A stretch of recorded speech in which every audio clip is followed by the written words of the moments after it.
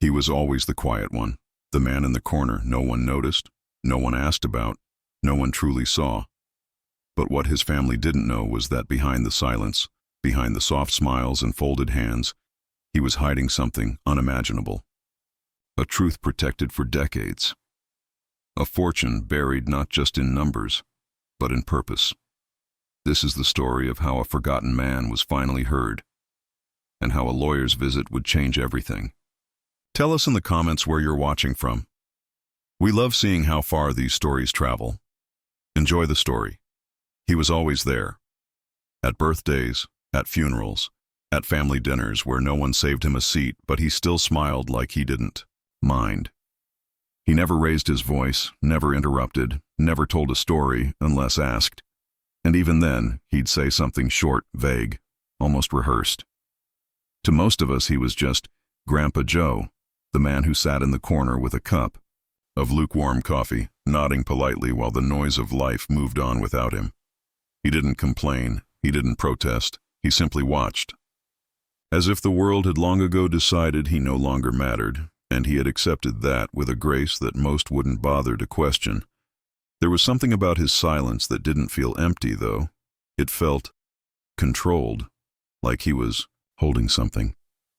Something that, if spoken aloud, would change the way we saw him forever.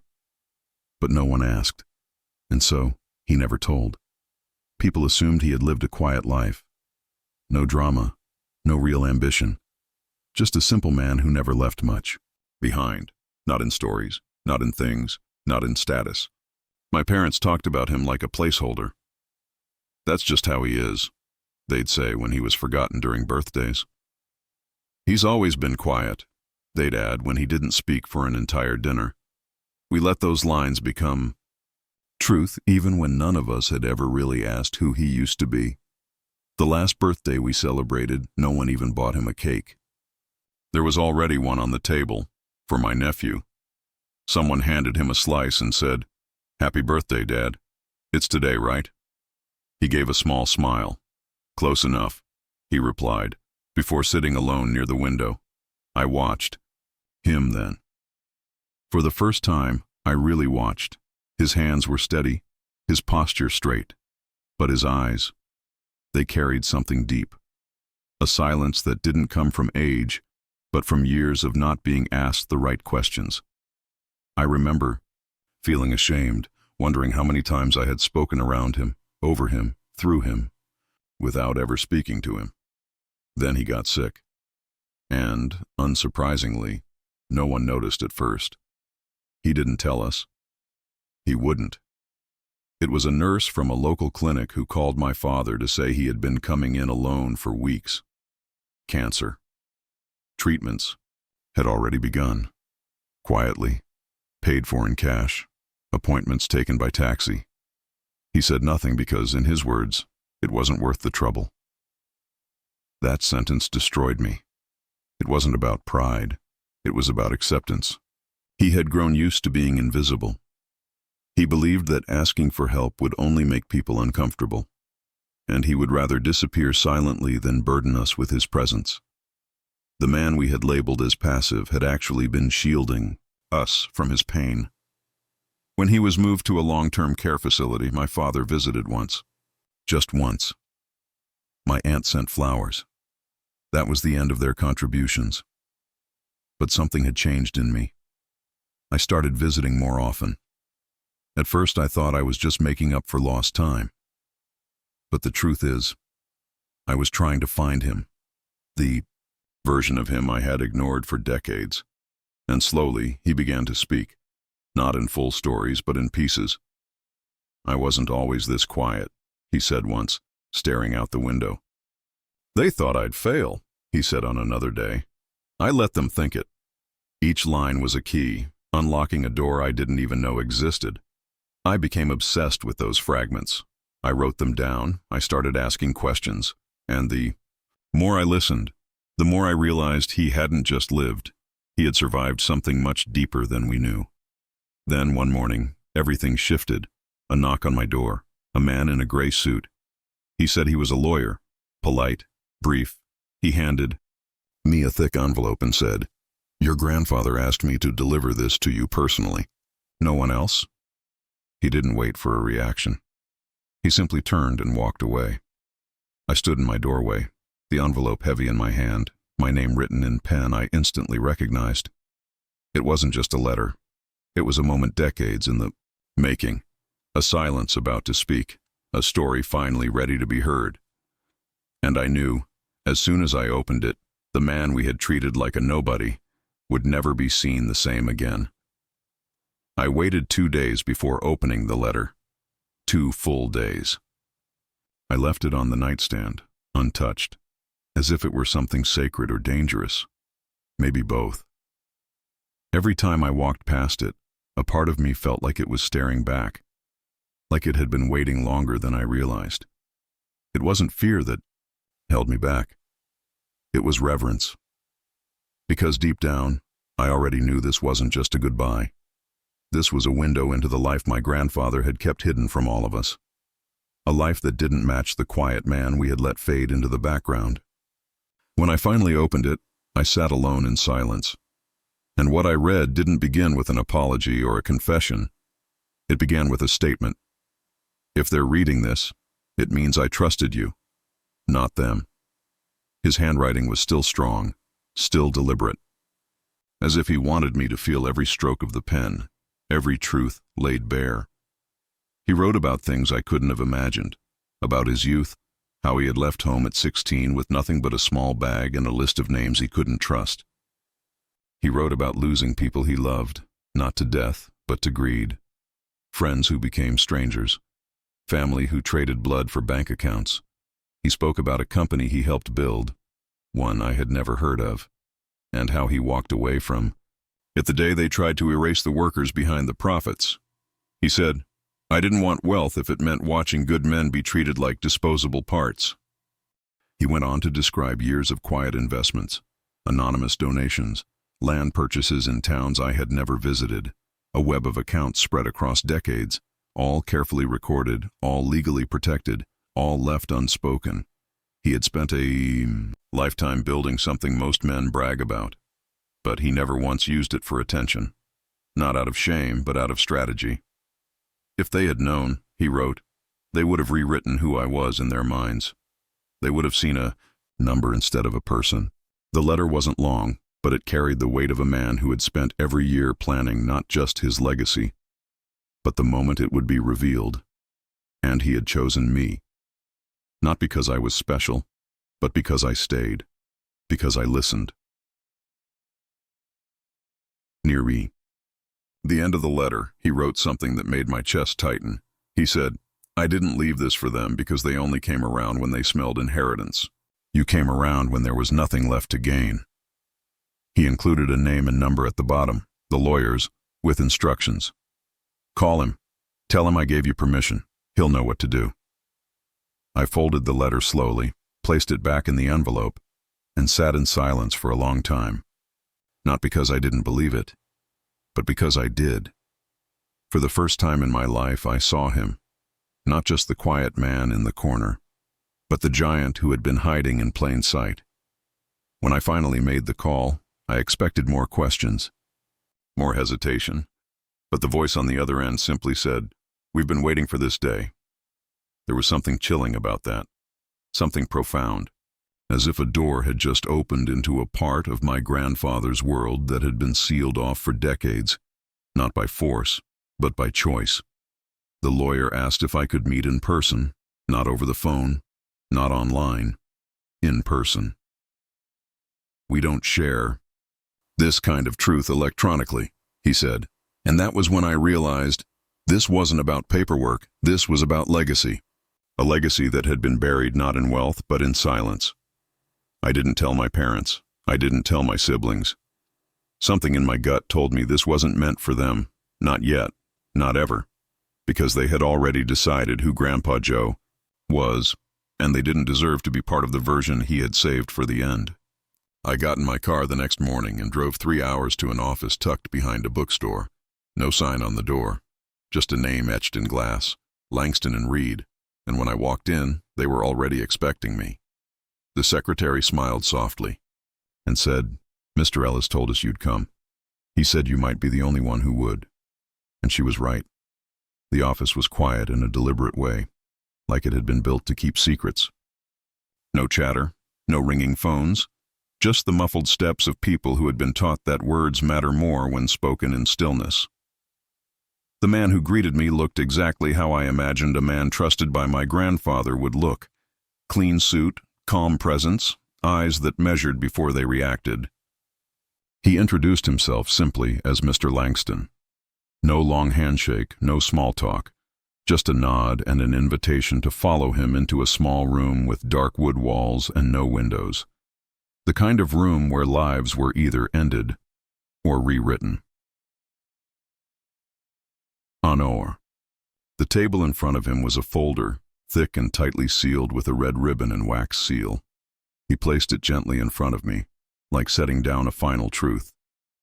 "Everything your grandfather wanted you to see is in here," he said. "And no one else has seen it. Not your father, not your aunt, not even your grandfather's own attorney before me. He asked that it be opened only in your presence. No one else." I didn't reach for it right away. Instead, I looked at him and asked, "Why me?" He gave a small, respectful smile. "Because, according to him, you were the only one who treated him like more than furniture in the room." He unsealed the folder, slowly, and began walking me through what would become the most surreal experience of my life. Deeds, titles, legal documents tracing back decades. My grandfather, who we thought had nothing, had owned 7 properties across 3 states, all paid off, all in trusts. Then came the account ledgers, multiple accounts in different names, each holding balances I didn't even know were possible. He had been transferring money between foundations and shell entities for over 30 years. All legal, all clean, and all hidden with a precision that spoke volumes about how much he had learned to mistrust those closest to him. But what hit me hardest wasn't the money. It was the letters.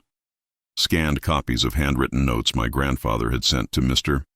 Langston over the years, updating him on decisions, instructions, plans. In every letter, he referred to my family not with anger, but with heartbreaking accuracy.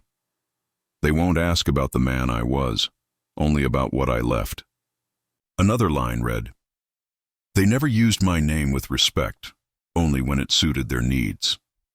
And then there was one note, dated 5 years before he passed, that read, "If you're reading this with my grandson, then I did one thing right." I waited long enough to be seen by the only one who wanted nothing from me. I sat there in silence, unable to speak. Mr. Langston waited patiently. He had probably done this before, maybe for other forgotten fathers, other buried legacies. But this wasn't just a discovery. It was an unraveling. Every image I'd ever had of Grandpa Joe was being torn down and rebuilt in real time. He hadn't been passive, he had been precise, he hadn't been poor, he had been strategic, and he hadn't been a nobody. He had simply chosen to become invisible, because being seen too clearly by the wrong people meant losing control over what really mattered. When I asked how he had done it, how he had hidden so much for so long, Mr. Langston said something I'll never forget.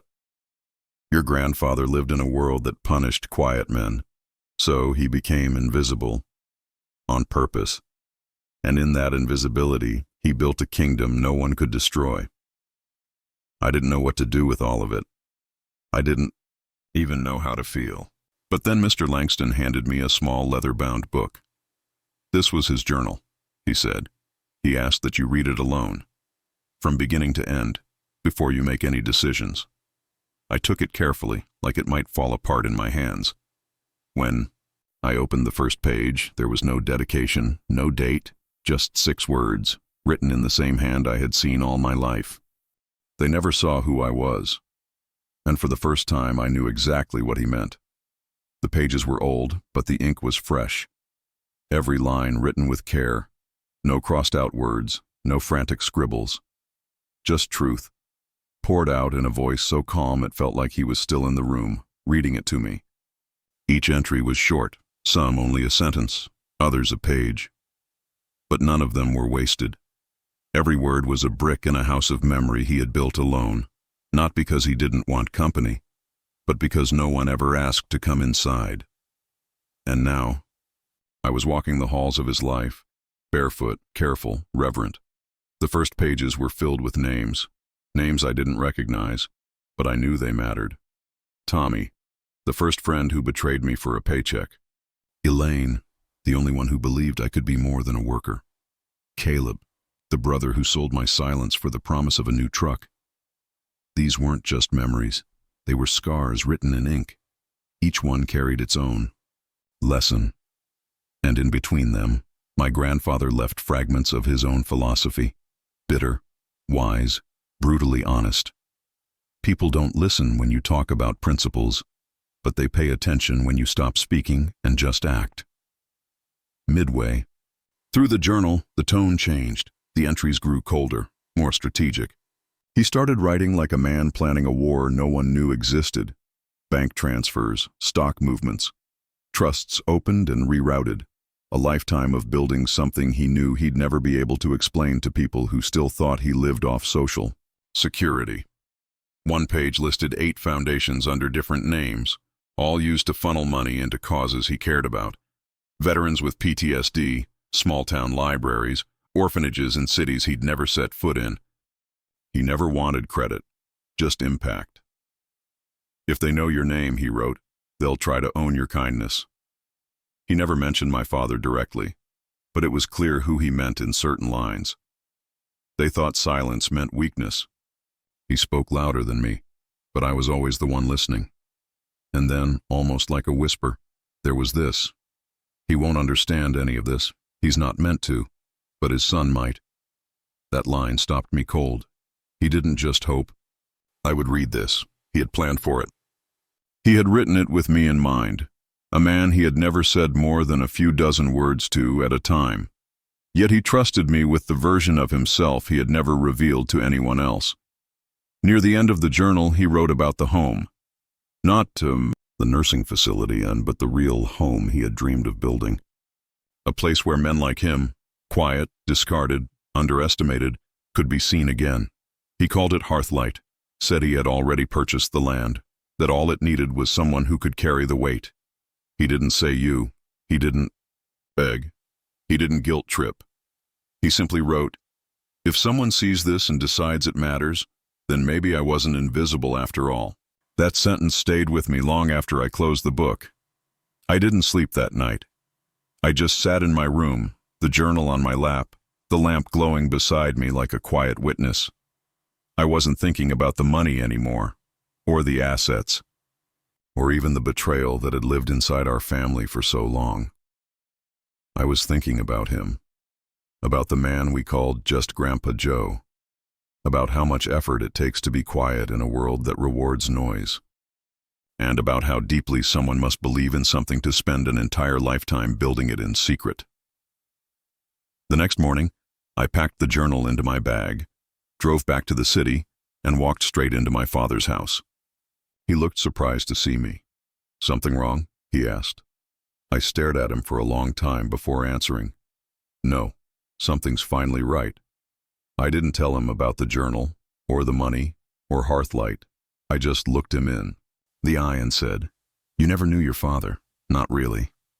He scoffed. I knew exactly who he was. I shook my head. No, you only knew the version he let you believe, the version he created so you wouldn't ruin the rest. I left without another word, because some truths don't belong to everyone, some are earned. And I was finally ready to carry his. The news didn't take long to reach them. I don't know how. Maybe a phone call overheard, maybe a bank notification, maybe just intuition. But within a week, the family was circling.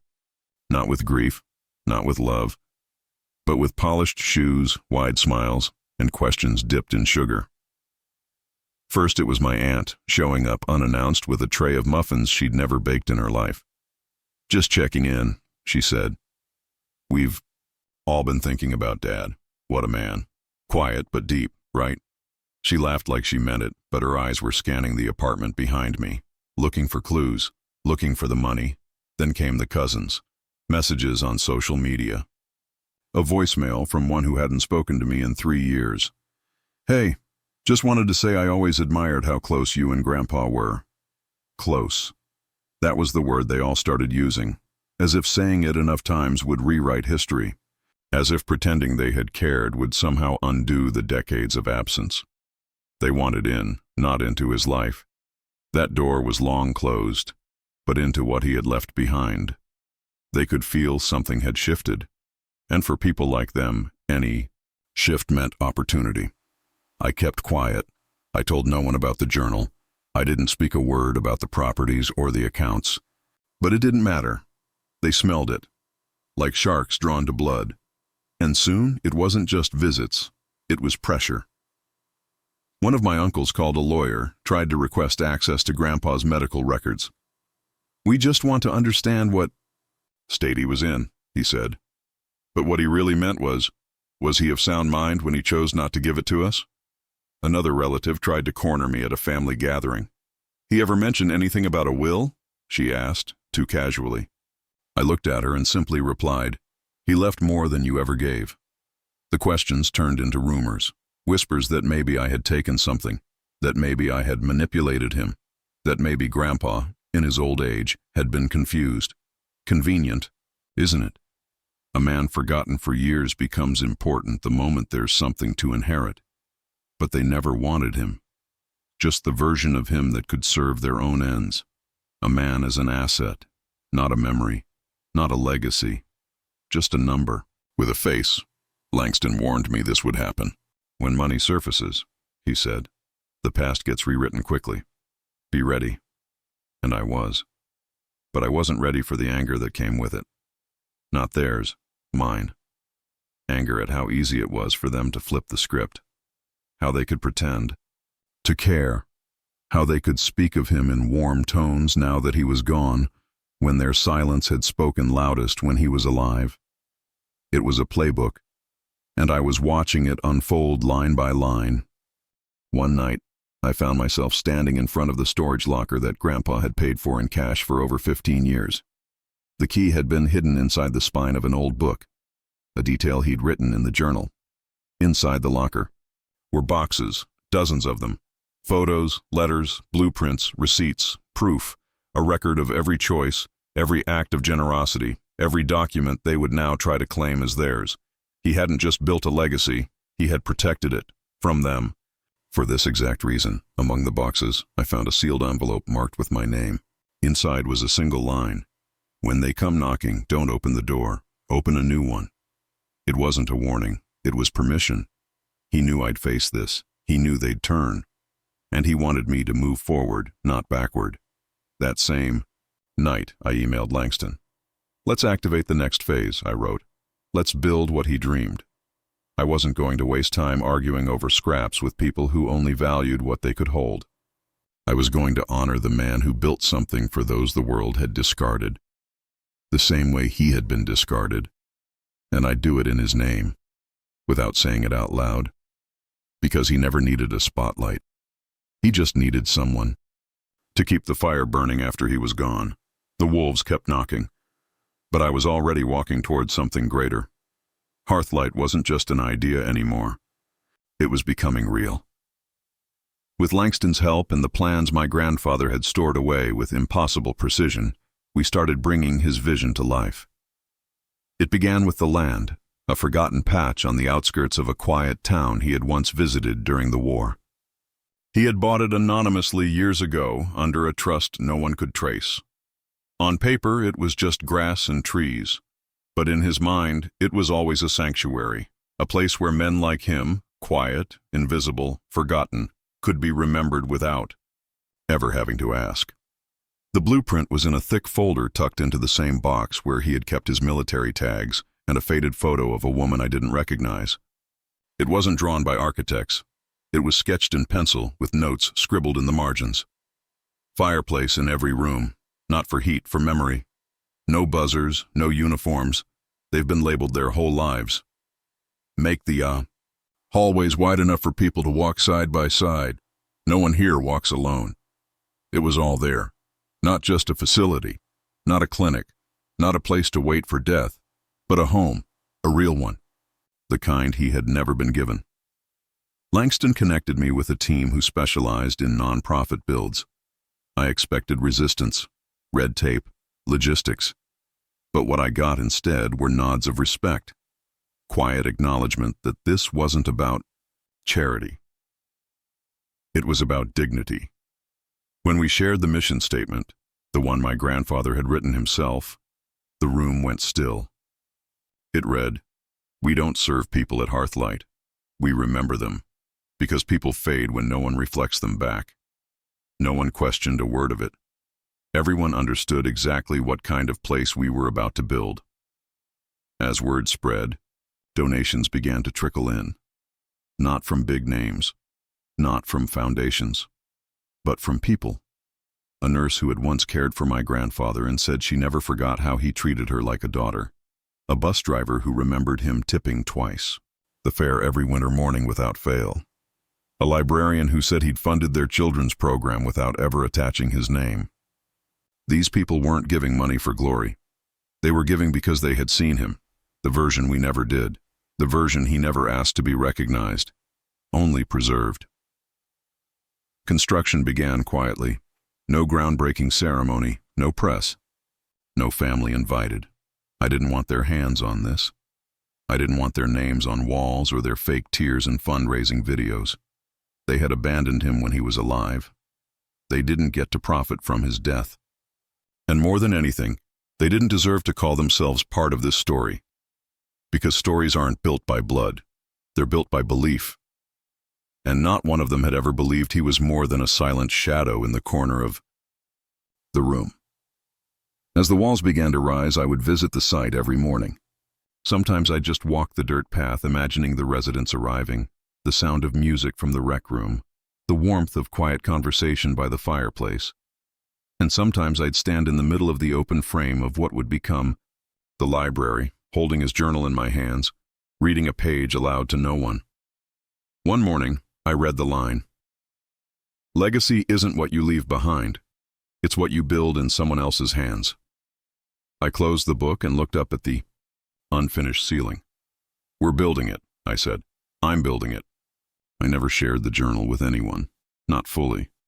Some things were meant to be carried, not copied, but I used it as the compass. Every room, every design choice, every decision passed through one question. Would he have smiled at this? Nodded politely, smiled. The kind of smile he gave the last time I brought him tea and said nothing, just sat beside him until the sun went down. That was the smile I was building for. The house he dreamed of was becoming a reality, and in that quiet construction site, in the hum of hammers and dust of beginnings, I felt him everywhere. He wasn't gone. He was finally home. It wasn't a funeral anyone would write about. No orchestra, no crowd dressed in black with eyes full of performance grief, no eulogy filled with exaggerated memories. Just a small plain room inside a community chapel with 15 folding chairs, and at least half of them empty. The obituary had gone out in the paper like he asked, simple, no photo, no embellishment, just Joseph Ellis, age 87, builder, thinker, quiet man. He is survived by those who remember him. The last line was his.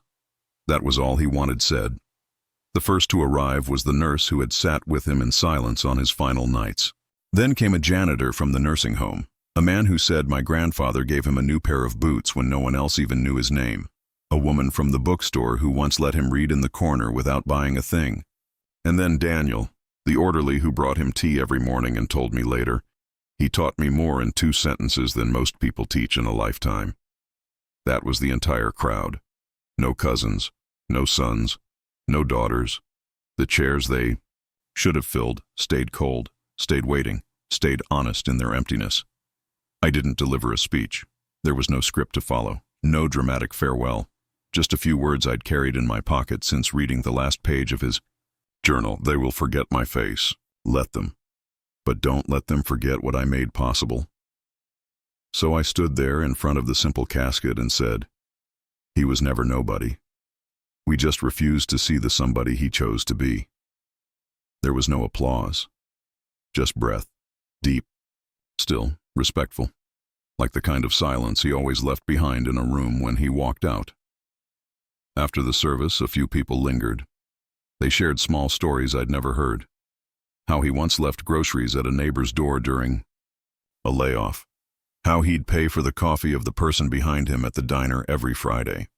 How he carried quarters in his pocket to refill expired meters downtown. None of it was grand. None of it flashy. But it was everything.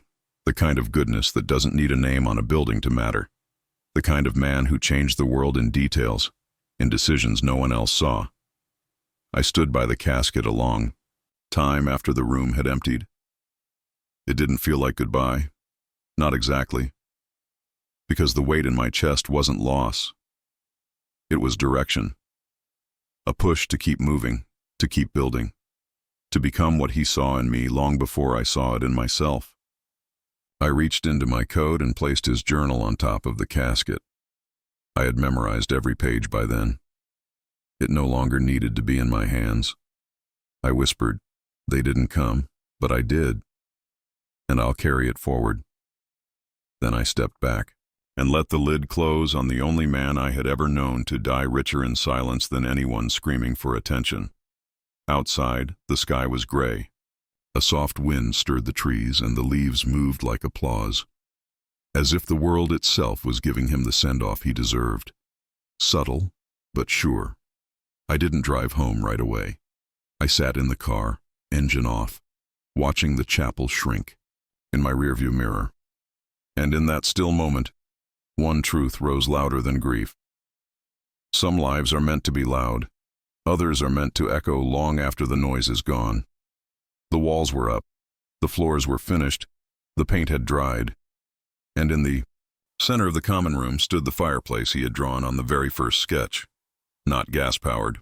Real wood. Real flame. Warmth that crackled, danced, and reminded everyone who entered that they were somewhere meant to feel human. Hearthlight was no longer a plan or a promise. It was a place. One built on quiet convictions, not press releases. And the first residents were already moving in, each one carrying stories no one had bothered to ask about, until now. There were no name tags, no assigned seats, no sterile routines dictated by medical charts, just conversation, eye contact, chairs arranged in circles, not rows. Daniel had joined the staff. So had the nurse from the home. And me? I wasn't the owner. I wasn't the face of anything. I was just there, watching it come alive, watching his dream move. And in every smile I saw from a man who hadn't laughed in months, in every hug from a woman who thought the world had forgotten her name, I saw him. We hung no portrait of Grandpa Joe.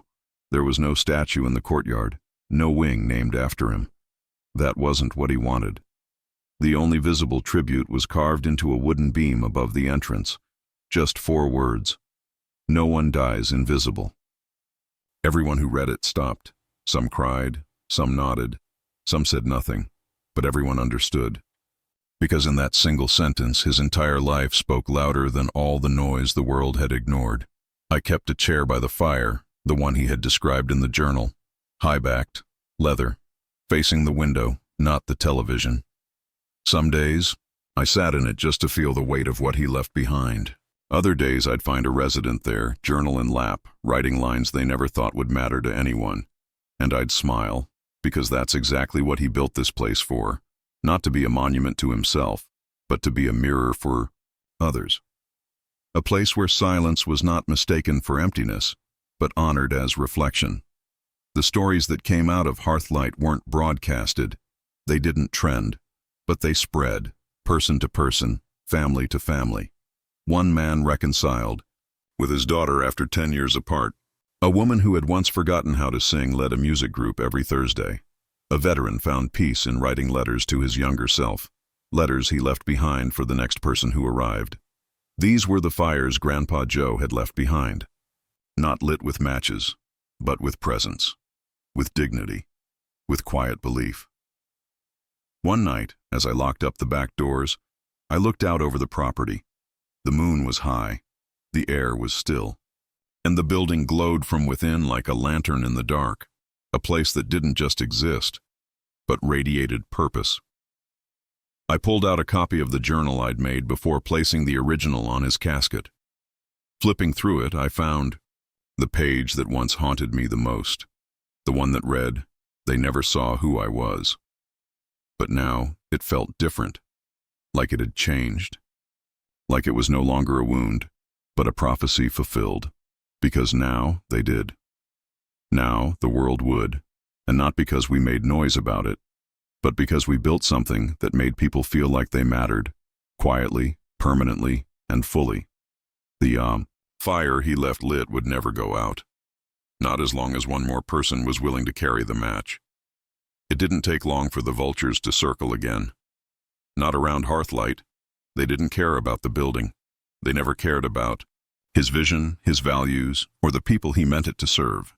What they wanted was numbers, assets, control. The moment word got around that something had opened in Grandpa's name, that there were titles, properties, and accounts previously unknown, the same people who ignored his hospital bed were suddenly experts on his intentions. They used phrases like estate reconciliation and family equity. They claimed concern. What they really wanted was a share of something they never earned. My father sent a letter, formal, cold, demanding clarity on the distribution of Joseph Ellis's material legacy. No mention of love, no reflection, just numbers and entitlement. My aunt sent a lawyer. He requested access to the financial mechanisms of Hearthlight. When denied, they threatened litigation. "We just want fairness," she said in a voicemail. But fairness to them meant reversing the truth. It meant rewriting history to place them in the center, the beneficiaries of a legacy they had no hand in shaping. Not through care, not through time, not through memory. Langston was prepared. Every document was airtight. Every trust, every clause, every redirection of assets had been written with decades of foresight. Grandpa Joe hadn't just hidden his wealth, he had protected it with surgical precision. He knew exactly what they'd try, Langston said during one of our meetings. He watched them ignore him his whole life. So he made sure they couldn't claim the part of him they never respected.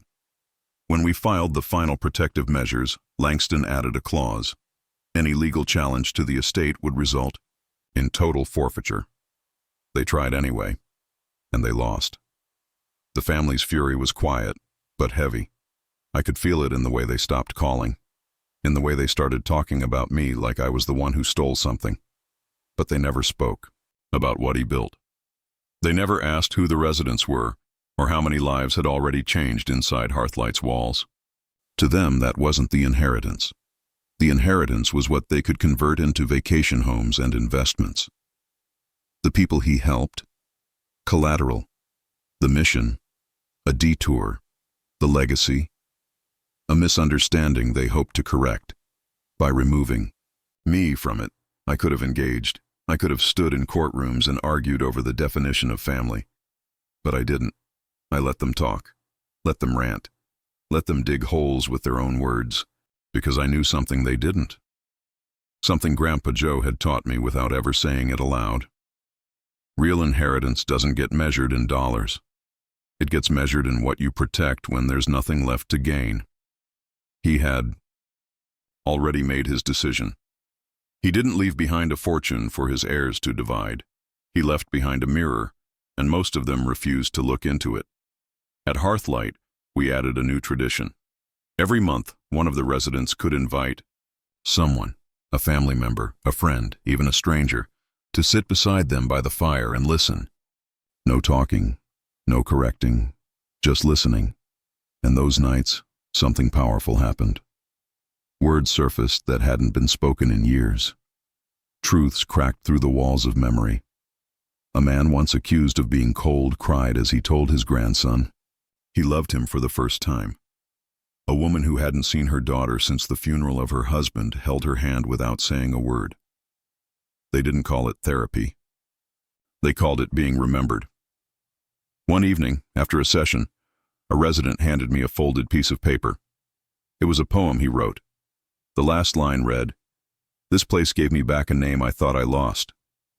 I pinned it on the hallway board where everyone could see it, and beside it I wrote, "That was the inheritance, and now it's yours." The ones who tried to steal it, they faded away, not suddenly, but slowly, like shadows that disappear when the light is too honest to let them remain. And the man they once called nobody, he was everywhere now. Hearthlight was never supposed to be famous. There were no TV crews, no social media campaigns, no viral videos, just stories, passed from voice to voice, hand to hand like sacred things. Stories that didn't need to be loud because they were real. And in that quiet, something rare happened. People began to remember not just the place, but the man behind it. Not because they knew his name, but because they felt his presence in the way they were treated, the way they were seen. In every warm blanket laid across a tired shoulder, in every cup of tea poured without being asked, in every journal left open next to a window filled with sunlight. He lived on. We started receiving letters. Some from people who had never met him, never even heard of Hearthlight until recently. One came from a woman in Vermont who said her father had died alone in a nursing home, forgotten, and that watching a video of Hearthlight made her realize it didn't have to be that way. She donated what little she had with a note. "This is in memory of the father I never got to say goodbye to. Thank you for building what I couldn't."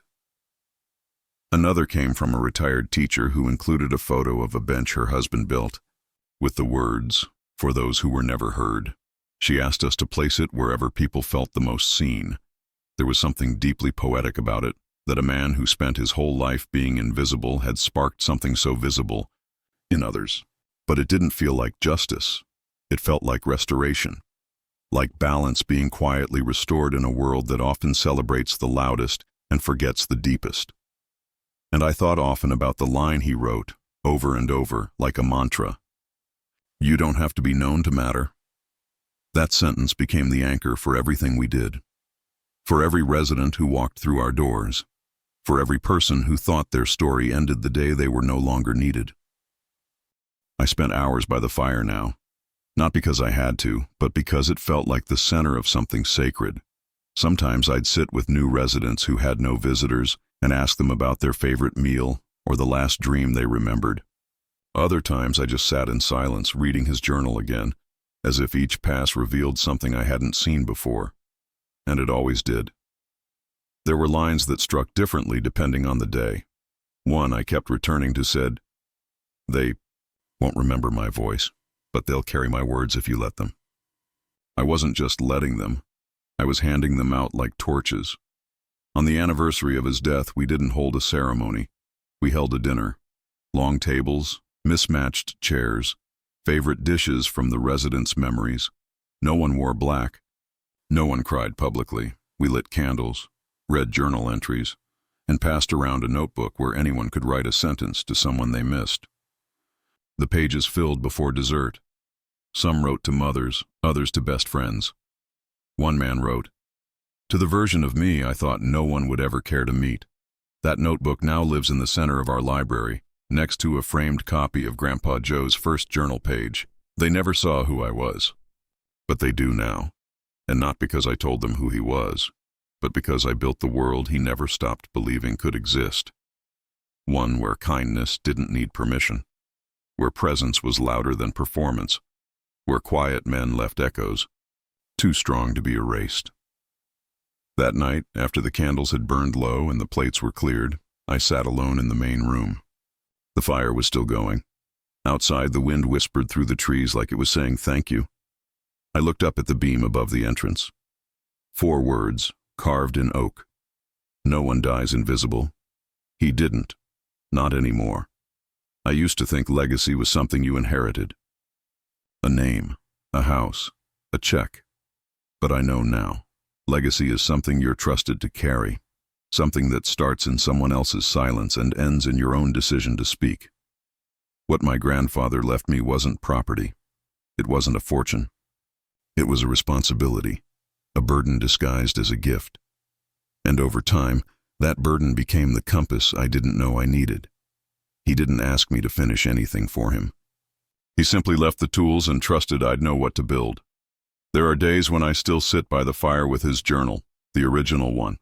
The one I asked Langston to return to me after everything had settled. It's faded now. Some pages are softer from use, but it's more alive than ever. Residents still ask about the man behind the mission. I never say his name right away. Instead, I tell them about a man who spent a lifetime being overlooked, and who, in the end, made the world notice what really matters: dignity, purpose, presence. And when they ask how he did it, I answer simply: he listened longer than most people ever knew how to speak. Sometimes I wonder what he'd think if he walked through the doors now, if he saw what became of the land he quietly bought and the dream he never said aloud. I don't think he'd smile big or cry. I think he'd nod, maybe run his hand along the wall, feel the fire's heat on his face and say, "Looks like you heard me after all." And I'd tell him, I did, eventually. I just wish I had listened sooner. But maybe that's how these stories work. Maybe we only truly hear people when we slow down enough to let them exist outside the roles we've written for them. The family never came around. Not truly, not with sincerity, but I stopped waiting. Hearthlight didn't need their approval. It didn't even need their forgiveness. It existed because of their absence, because they created the void that made its existence necessary.